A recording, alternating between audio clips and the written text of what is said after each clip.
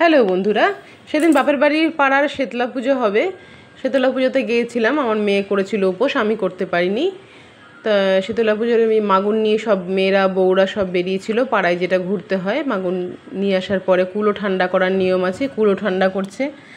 কুলো ঠান্ডা করার নিয়মের পরে সবাই মিলে একসাথে বসে গল্প করা, আনন্দ করা, হৈ হৈ করা। আমাদের বাপের বাড়ির পাড়ায় এই একটাই পুজো হয়, শীতলা পুজো। ছোটোর থেকে দেখে আসছি, এই পুজোটাতে খুব মজা হয়।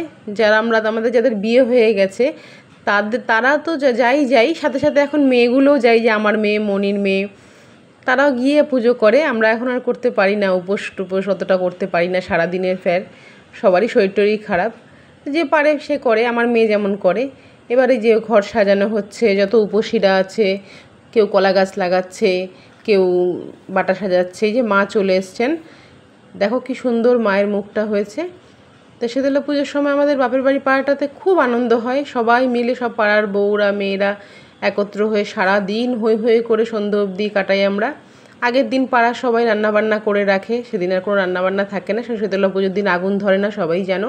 এই যে মাকে বরণ করে নিচ্ছে পাড়ার এক পিসি, মাকে বরণ করে নিচ্ছে। মায়ের শাড়িটা পরে মাকে এত সুন্দর লাগছে, শাড়ির কালারটাও দেখো কি সুন্দর।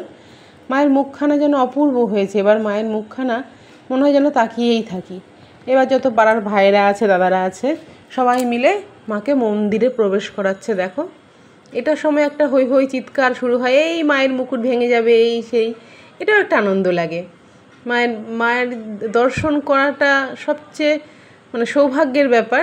কিন্তু সারাদিন মায়ের সামনে থেকে আনন্দ করা, হৈ হৈ করা, এটা যেন আরও একটা সৌভাগ্যের ব্যাপার। তো এত বছর বিয়ে হয়েছে, প্রতিবারই মায়ের পুজোতে যাই। এই যে পাড়ার বউরা সব, মেয়েরা সব মাকে সাজাচ্ছে গয়নাগাটি দিয়ে, কি সুন্দর লাগছে। মনে হচ্ছে আমি অনেকক্ষণ, প্রায় ঘন্টাখানেক ধরে মায়ের সামনে দেখে মায়ের মুখখানেই বসে বসে দেখেছি। সবাই পুজোর জোগাড় করছে, সবাইকে ফুল দিয়ে ফল দিয়ে সব জোগাড় টোগাড় করছে। এই যে আমার মেয়ে তো খুব খুশি।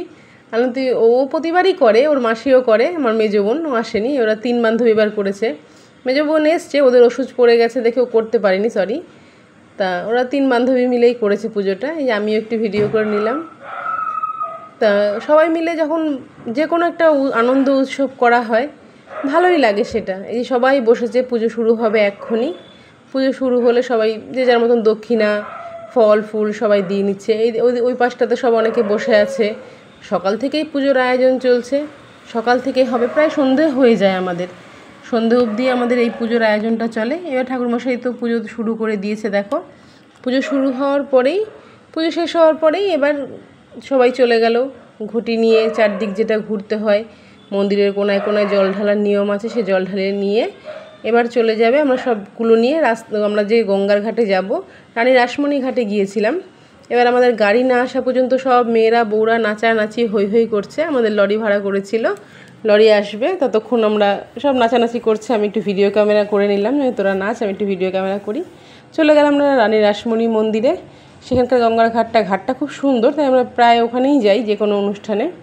চৈতন্যডোবার ঘাটটাও সুন্দর, কিন্তু রানী রাসমণি ঘাটটা সবাই বেশি বললো ভালো, ওখানেই চলো। এই মন্দিরটাও খুব সুন্দর, একদিন এখানেও তোমাদের ভিডিও করে দেখাবো এই মন্দিরটা।